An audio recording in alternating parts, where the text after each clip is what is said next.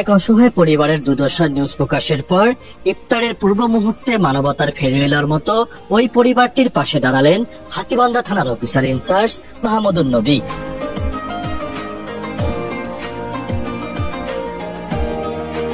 আজ সোমবার বিকেলে ইফতারের পূর্ব মুহূর্তে লালমনিরহাটের হাতীবান্ধা উপজেলার সিঙ্গিমারি ইউনিয়নের ৪ নং ওয়ার্ডের অসহায় নবীজনের বাড়িতে ইফতার সামগ্রী ও কয়েকদিনের খাবার সহ নগদ অর্থ প্রদান করেন।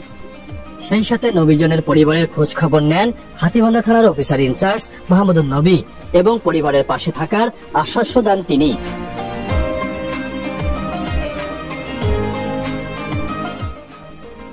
ইফতার সামগ্রীর সাথে চাল, আটা, মুরগি ও চিকিৎসার জন্য নগদ অর্থ পেয়ে আবেগে আপ্লুত হয়ে মাথায় হাত বুলিয়ে দেন নবীজন নেছা।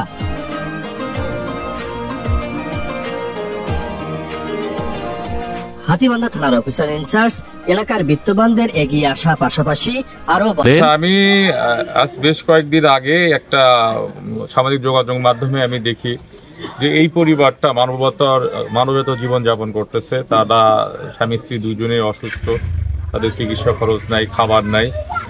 তো বিষয়টা আমার দৃষ্টিগোচর হওয়ার পর আমি সিদ্ধান্ত নিয়েছিলাম যে তাদের সাথে আমি দেখা করব এবং আমার পক্ষ থেকে যতটুকু যৎসামান্য দেওয়া সম্ভব সেটা দেব। তো আজকে সেই নিরিখে আজকে তাদের বাসায় এসেছিলাম। আমি আমার পক্ষ থেকে কিছু যৎসামান্য তাদেরকে দিয়ে সাহায্য করতে পেরেছি, এটাই আমার কাছে সবচেয়ে বড় পাওয়া। আমি মনে করি যে আরো অনেকেরই তাদের জন্য এরকম আরো অনেক অসহায় নিপীড়িত মানুষ আছে যারা মানবেতর জীবনযাপন করতেছে, তাদেরকে সাহায্যের হাত বাড়ায় দেওয়া তাদের প্রতি।